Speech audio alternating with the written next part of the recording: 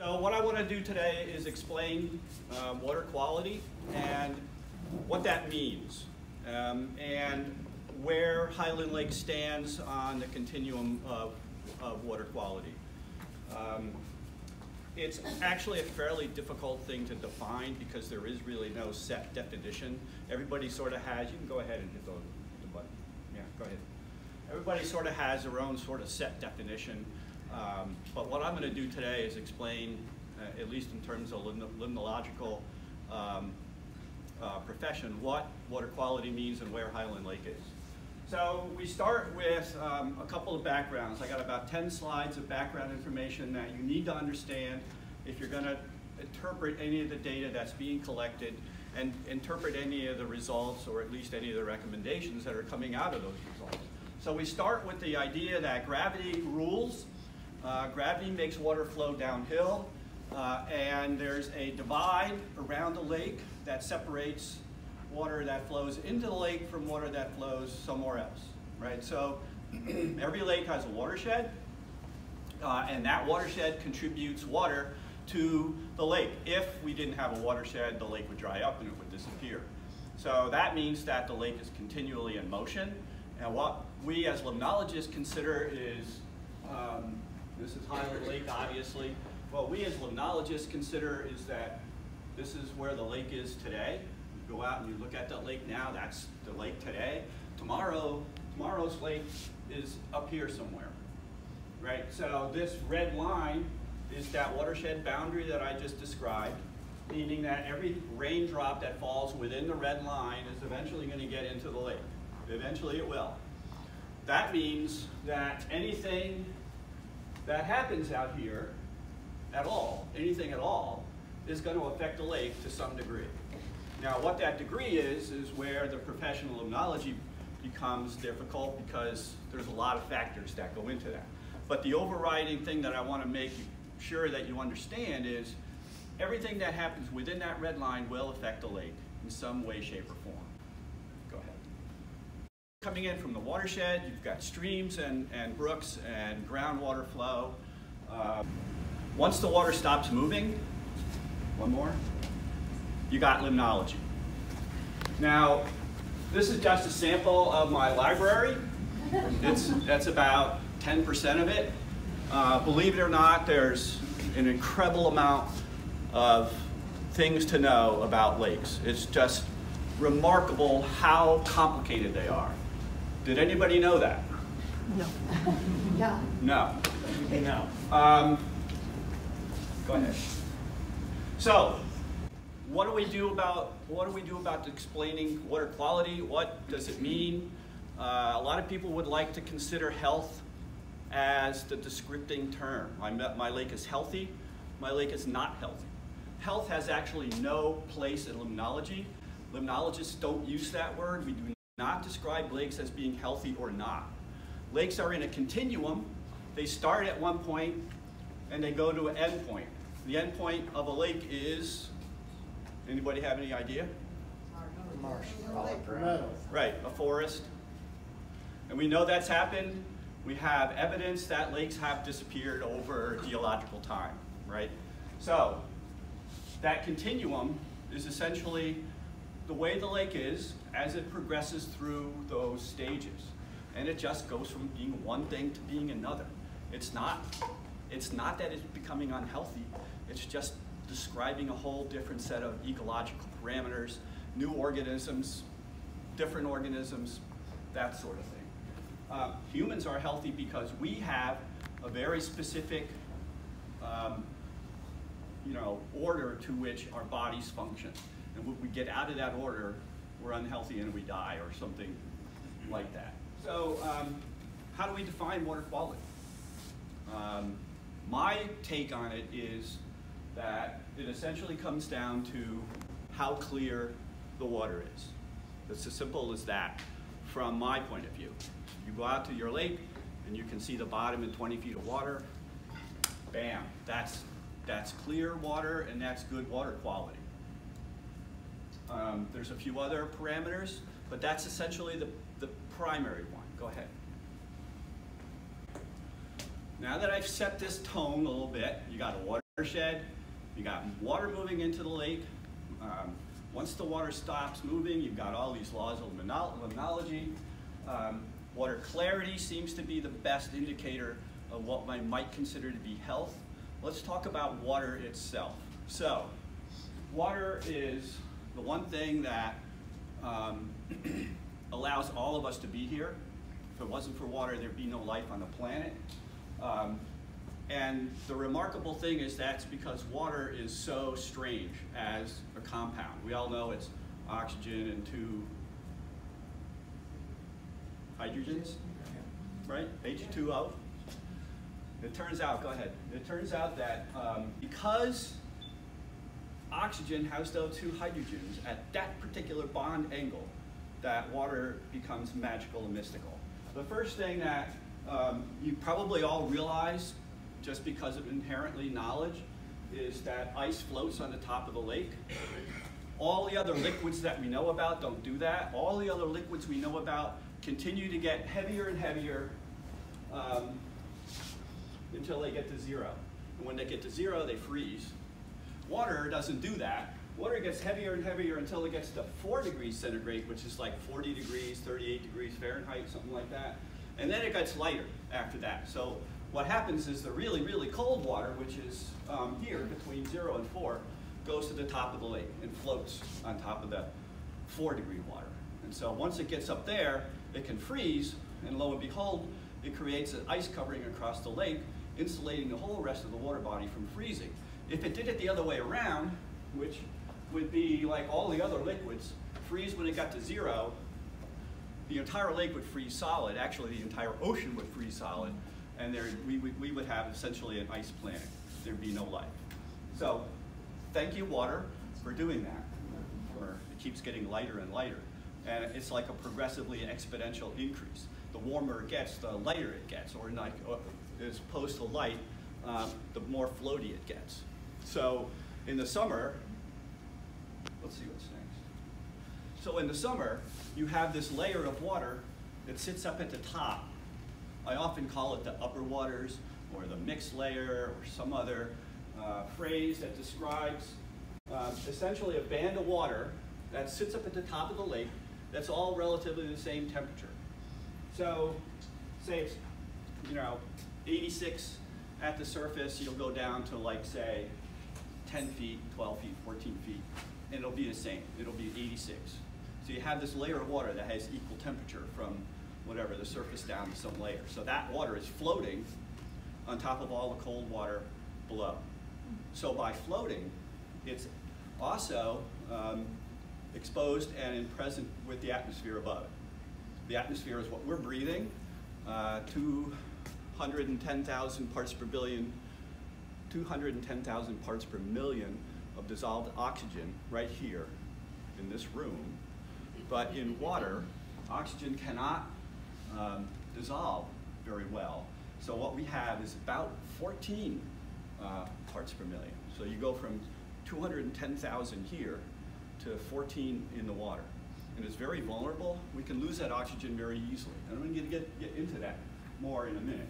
But I wanted to just show you that we got this warm water sitting on the top. We've got all this cold water down here. All this cold water is now stagnant. It is not available to reach the atmosphere. So go ahead. The principal thing about limnology that is important to understand is it's a very young science. This experiment was done in 1968, 72, 74. There was a series of them. So what happens here? We have this black area over here and this green area over here. So what this gentleman did up in Canadian Shield District was he put a barrier. There was a raging controversy at that time as to what was causing lakes to become green, blue-green. And there was an extremely strong lobby by the detergent industry to convince everyone that it was not phosphorus, that it was carbon or something else, because phosphorus was such an incredible cleaning agent that they didn't want to have their market share lost. So there was a very strong lobby. There was a lot of back and forth. So this guy said, I'm going to prove it once and for all. And he divided the lake into two parts. And he put carbon and nitrogen in one. And he put carbon, nitrogen, and phosphorus in the other. And bam, he got a blue-green algae bloom, like, I don't know, within days. Go ahead. One. So that means the science of limnology, as it pertains to the management of lakes, is 50 years old. Is that right? 50 years old. So in that 50 years, what's happened? We have more and more of our lakes going down this road. It doesn't really show up very well in here, but that's a solid blue-green algae slate. So how does that happen? How do lakes get there? And more importantly, I believe to this group, is Highland Lake headed there? And what's the potential for Highland Lake to have a blue-green bloom? We all know that this has happened in Connecticut, right? That we have blue-green blooms in Connecticut. We also know that we have guidelines that are put out by Department of Public Health advising people when it's safe or not safe to go into a lake with a bloom. You know that. You know that the toxins that are produced by blue-green algae are in fact lethal, or could be lethal. You understand that?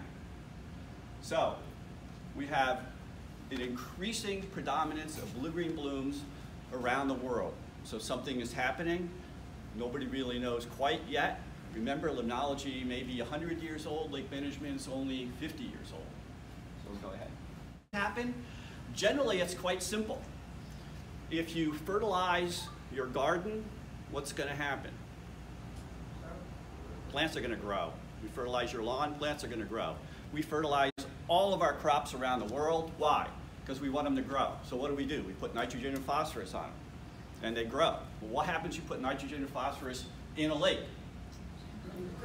It grows stuff. The problem with a lake is that the stuff that gets in there, and if you go back to that watershed map that I showed you, and I said everything is getting into the lake, very, very, very, very little of it gets out. So lakes accumulate, which is why they end up as a swamp. They're just continually accumulating stuff. And so the issue is, well, what are they accumulating? Are they accumulating good things or bad things? Since we know that they're going to accumulate stuff anyway. So the general scenario is lakes progress from being extremely clear, like, you know, this picture here of essentially a boat floating in space. So the water is so clear that you can't see it. Probably Castle Lake, California. I mean, Lake Tahoe is another great example. You know, water clarity, they measure it with a Secchi, which I said earlier.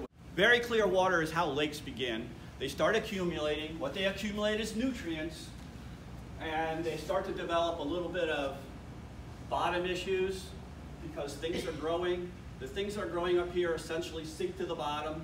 Anything that grows in the lake will eventually sink to the bottom, and because what we're talking about is biological material, plants or animals, they decompose. The decomposition is something that bacteria are doing all the time. If you leave something in your fridge too long and you open it up, it stinks. It's because bacteria have been decomposing it, trying to return it all back to its essential nutrients. So that's what happens. They start growing stuff at the top. Stuff starts to settle, and it starts to use oxygen at the bottom. And as we get further and further along, it gets more and more green. There's more and more stuff going to the bottom. There's more and more stuff being decomposed. And then oxygen starts, that region at the bottom is devoid of oxygen now. And we get to this point over here, where you have very high nutrients, it's very green, and that's what you get. Go ahead. So that's very simple. You just add phosphorus to a lake, you have blue greens. Another few examples of what blue greens look like. Add nutrients, you increase the algae growth, you decrease the water clarity, you accelerate anoxia, you increase more nutrients, and it's a cycle. So after a lake gets moving like that, it doesn't take too much to just keep it going. Go ahead. And it will start to generate its own internal dynamics. So the scary thing is here that lakes are kind of like locomotives, is that once you start them, and you turn them on and they're running down the track, they'll just keep going by themselves. And once they start going by themselves, then they start generating momentum, which is all of this internal stuff I'm talking about, and they start to develop blooms that you can't control. Now the DEP, now I'm kind of starting to segue into what is Highland Lake's data? What is that telling us?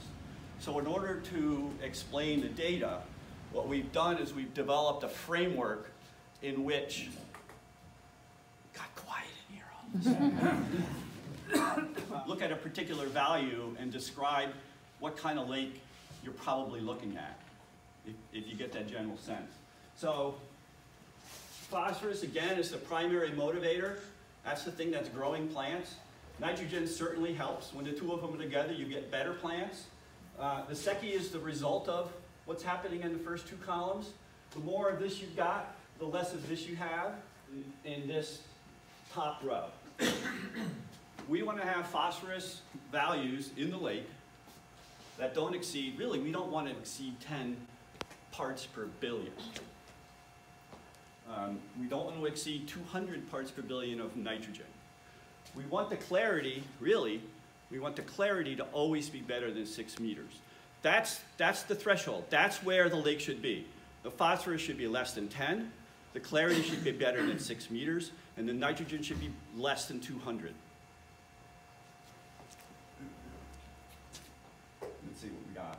So, if we put phosphorus and clarity readings together, this is data from Connecticut. It's 110 lakes in Connecticut that were measured simultaneous like this in the 1970s. You get this relationship. Now, I said earlier, you want the phosphorus to be less than 10. So what does that mean? This is 10 here. Phosphorus of 10. So if the phosphorus is 10 or less, then these are typically the clarity readings you're going to expect. Once you start increasing that phosphorus level, what happens to the graph? The interactive presentation. The dots go down, right?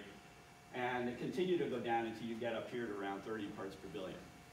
And once you get up here to 30, what happens is they all flatten out. Well, why do they flatten out? It's because there's so much phosphorus in the system now that the phytoplankton are so abundant that they're actually self-shading themselves, and phosphorus no longer becomes limiting. Once you have a lake that gets down to this point right here where you start to angle over, it's pretty much a momentum thing where the train is running down the track and there's nothing you can do about it. It is now so far gone that you're looking at a perpetual situation of annual blue-green blooms. And we have lakes that are doing that. So go ahead with this. This is, as far as I know, all the water clarity readings that we've generated at Highland over the last, whatever, 50 years or so.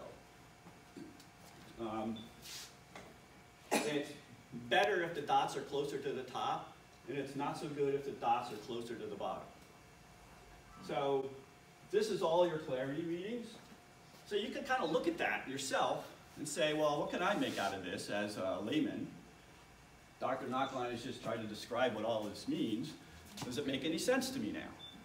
Can I see where, is there like a trajectory here? Is there some trend? Is there something going on? And we could say, yes, there's a threat, or no, we have no problems. So here's the most recent data over here. That's the oldest data. You can kind of see how the sewers went in supposedly in 1992-ish. I don't know that for sure, but somewhere around there. And it kind of looked like there was a little bit of a period of improved clarity readings. Actually had some that were close to 6 meters, that threshold that I said that's where we should be. But then we seem to have a period of declining clarity. But it's difficult to look at this and say, yeah, we're going down the wrong road, because it's kind of flat. It doesn't really show you any significant trends. The concern is that you've got a lot of numbers that are down here now, down below 3 meters. And so I look at this and I say clarity is going down, clarity is decreasing in Highland Lake. And we have to continue to monitor clarity to see if it continues to go down, in either in numbers or in average values. So, this is clarity in 2016. And I show you this because the lake is not homogeneously the same from one end to the other. The green line is the North Bay. I think you may also call it First Bay, I'm not sure. And we had significant better clarity down in the southern part of the lake, which means there's something forcing the North Bay to operate differently. It's also interesting how I just noticed that North Bay actually ended up better than the other two at the end of the year. That is the driver of clarity and phytoplankton. Seems like it was up here around 15 parts per billion for a while, and now it's seems to have decreased during this period of time to being less than 10, which I said was our goal. But over the last 3 or 4 years, it's crept up again.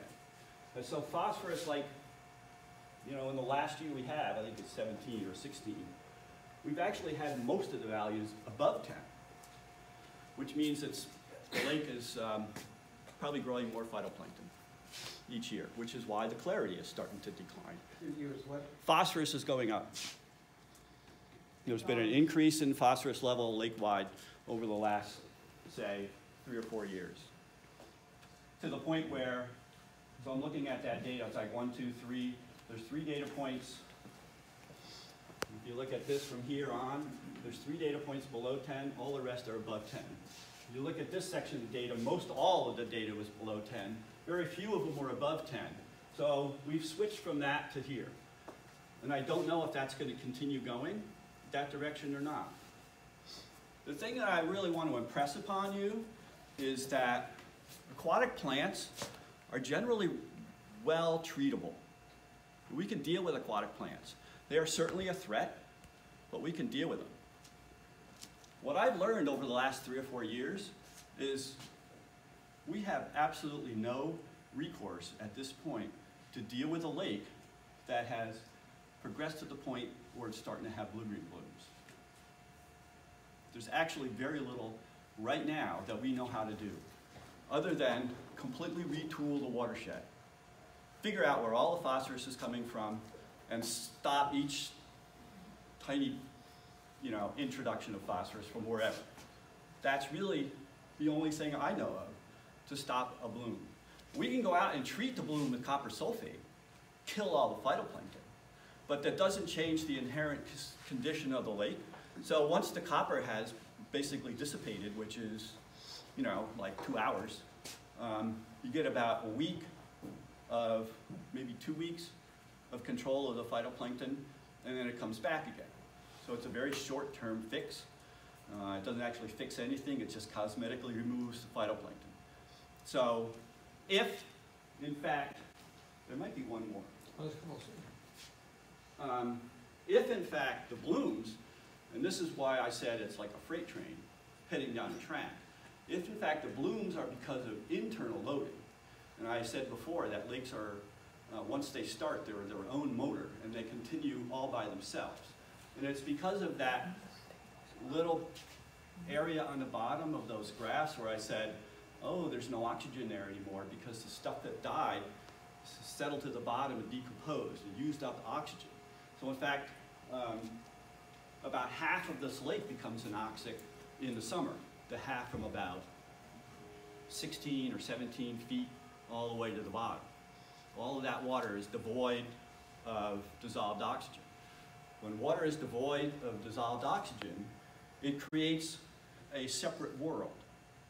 So on our planet, we really have 2 overall arching habitats, 10 parts per billion. So these are the values that we're getting in the bottom. And there seems to be a progression that way, of bottom phosphorus increasing in concentration.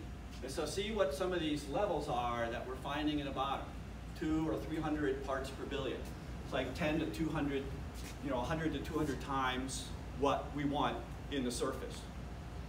Problem is that these two layers, and I said that early on, right? I said there's a warm layer in the top. Those two layers do not stay separated. As the lake cools down in the winter, they join and they will mix. So the problem is that this phosphorus becomes incorporated into the rest of the lake. So that's internal loading. If that's the driver of the blooms, we can put an aeration system in the lake to try to stop that. Or we can put alum in the lake, which would arrest all the phosphorus and precipitate it. So both of those processes, those implementation techniques, are probably going to be in the order of $500,000 to $750,000 for Highland. And so what I'm trying to say is you don't want that to happen.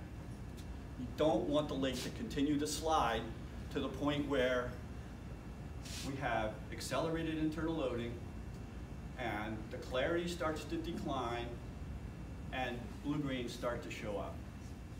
Because the chances are that the momentum is already such that what you're looking at really is the result of something that's already happened. And that is the enrichment of the water. So this is a graph of that. Do you know what I'm talking about when I say without oxygen? Yeah. All right, so here's the depth of the lake, and you've got 3 different deep water spots in the lake. So the graph is somewhat uneven. You have the middle bay, which is the deepest, and then you have the south bay, which is second deepest, which is the green line, and then you have north bay, which is the white and blue. So what you see here is the annual progression of anoxia in the bottom of the lake. And it starts off, like a good example would be, this is probably spring, April. When a point is down here on the bottom, that means there is sufficient oxygen all the way to the bottom of the lake. But very quickly, once the season starts, that level of anoxic water shoots up, and it gets up to like almost 8 meters, very quickly. And as you can see, that South Bay kind of follows the same line, and North Bay kind of follows the same line. So each year there's a progression of loss of oxygen at the bottom, and it repeats, pretty much repeats every year. And this is going to continue to get worse if the clarity continues to get worse. Because if the clarity's bad, you have less light transmission, and the thermocline starts, that layer, I call the upper layer, starts to shrink. As the clarity declines, you can't get light down deep enough in the water to have that, that layer to be as thick as it was originally. I know this is complicated, but because the water is heated by the sun. So if you've got really great clarity, the sun is going to heat water to a greater depth. So the thermocline is going to be quite wide, and so that will allow oxygen to get deeper into the water. As you shrink that down, the whole series of progressions all go in the same way. You shrink down the upper layer, the light can't get as far, the thermocline keeps coming up, the way the oxygen gets into the deeper water starts to really decline, the whole thing just sort of all works together, and you end up with a peak of anoxia sometime in the middle of the summer to late summer. So you can see at south in the North Bay, that's 20 feet. So if you go down to 20 feet, that's it. There's no oxygen below that. So don't bother fishing below that depth. There's nothing down there. That's a lot. Surprisingly, nitrogen in the lake is relatively good. I'm happy with these nitrogen numbers. A little bit above 200. I said that golden rule was 200 ppb for nitrate or nitrogen. The nitrogen in the lake is relatively good. So it's not whatever is coming in is not bringing nitrogen, or at least at these high levels. I think I have. Ammonium is one of the things that accumulates in anoxic water. It's also somewhat toxic to fish. So it's not really a pleasant ingredient in water. So we don't want it to get too high, but this shows you that we are getting these peaks in the bottom of ammonia. And that means that, you know, that water down there is even less hospitable. I think that might be it. That's it. So essentially the whole thing all ties itself together. So you can't really change one thing without all the other things being changed. Is the geese.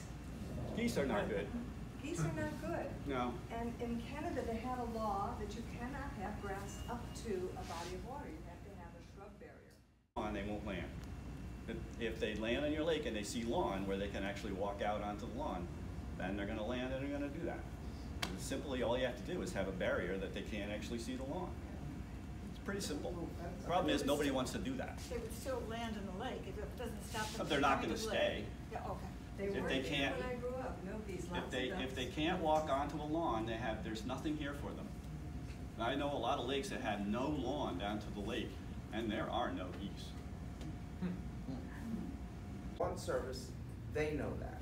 You would hope so. People that do it themselves, maybe they're not aware because it's more expensive to buy that particular.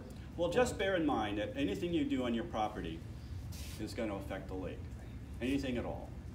And if the group feels so strongly that they need to have a perfect lawn, well, a perfect lawn is going to translate into perfect blue-green cyanobacteria, I guarantee it. And you really don't want to go down that road.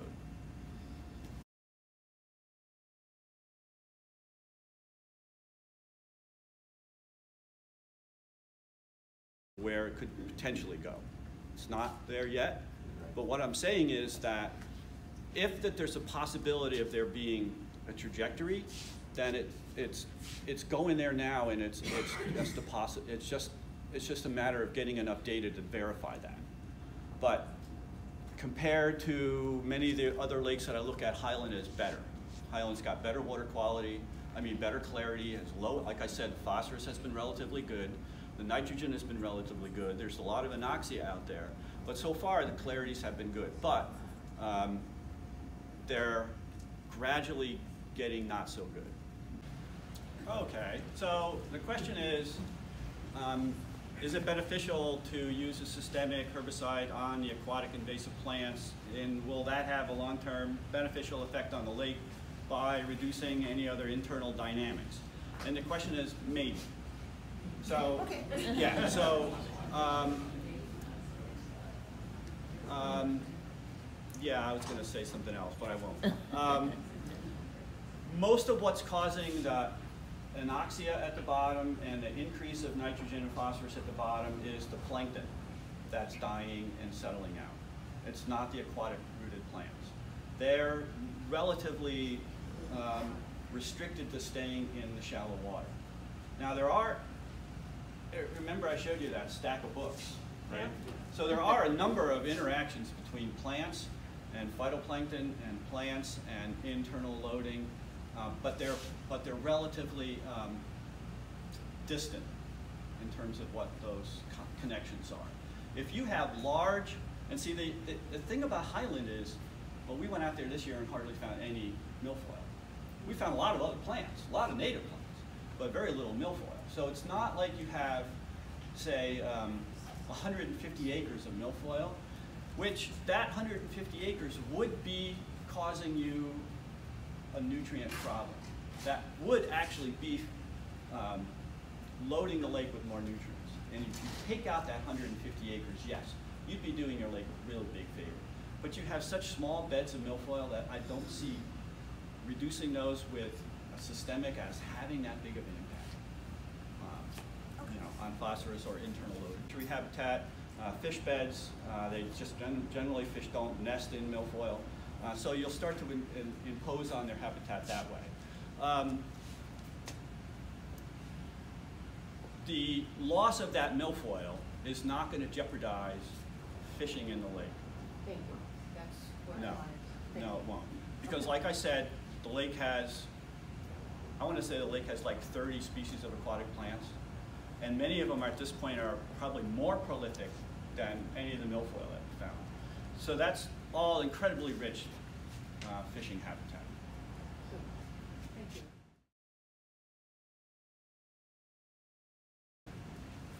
How concerned should we be about the boat launch and boats coming into the lake? Very. And what can we do about that? Well, you can request that the DEP puts a boat monitor on your ramp. I don't know how often they do.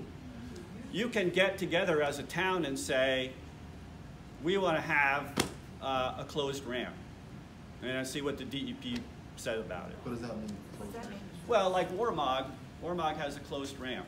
You can't get a boat on the Warmog until somebody's inspected it, so they have a gate. Now that ramp is a town ramp. You can't put a gate on a state ramp. The feds will show up here, right, and I don't know what they do, but they wouldn't be happy about it. So you're sort of stuck, right? And every other lake with a state boat ramp is in the same position. I'm dealing with Coventry Lake right now, where hydrilla, everybody heard of hydrilla?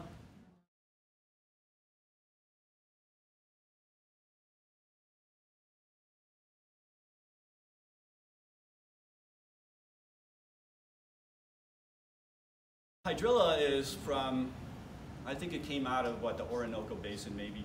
It's probably it's probably one of the worst invasive aquatic plants on the planet. It's not the worst, it's not the second worst, maybe it's the third worst. So I'd say it's from the 7th plane of hell. Milfoil is like maybe on the 2nd plane of hell, right? Fanwort's like maybe on the 4th plane. And when I say that, I mean these plants are seriously nasty. So hydrilla is now in Coventry Lake. We know it's been in there for 3 years. That boat ramp has never been monitored. In those 3 years that we know hydrilla is there, nobody has been monitoring that ramp. Nobody's been checking boats going in and out. So, Is it state or public? that's a state boat ramp. So even though there's a bar that they could close the ramp, it has not been closed. So the situation is dire. All of these ramps are being completely unmonitored. These plants are moving around. Even though it's a law, you cannot transport invasive plants. You cannot have them on your vehicle. Technically, a policeman can stop you if they see you driving down a road with plants hanging off your boat and fine you a ticket, $100 for every plant. As far as I know, nobody's been fined, Yeah. right? But it's still a law. So you only have 2 invasive plants. There's also hydrilla, there's fanwort. At our lake, we have hydrilla? No, Oh, no. These are ones that you don't have, that are probably knocking at your door. Okay. You see, all of this sort of tongue-in-cheek stuff is because we just don't know. We don't know. Has hydrilla left Coventry Lake? We don't know for sure, but the likelihood is really good. Where did the boat go that it took it with it? I have no idea. So what do? You have to have an intensely vigorous early detection process. And so you can't hear me anymore, can you? No. And so how do you do that? Well, what I do is I train all of you to know the plants in your lake. So you know who's supposed to be there. So when you see something that you don't understand, you go, what is this? I need to know what this is. I'm going to give it to Sam. Sam's going to give it to me. You're going to take a digital picture of it. You're going to give the picture to Sam. Sam's going to send it to me, and I'm going to say, that's a native plant, fine. That's a false alarm. We love false alarms. Or I'm going to say, I don't like the looks of that. I'm coming out to look at it, or something like that. That is a rapid response protocol where we train, we do a weed workshop, and we show you the weeds in the lake that are nice, the natives that belong there, and then we show you the ones that don't belong there. And that's a process that's going to take you a while to figure that out. It would seem easy, right? But no, it's actually very difficult to know what plants you should expect to be there and then which ones you shouldn't. But I can't be on the lake every day. You guys are. So that's really where it starts, recognizing what you should and shouldn't be there.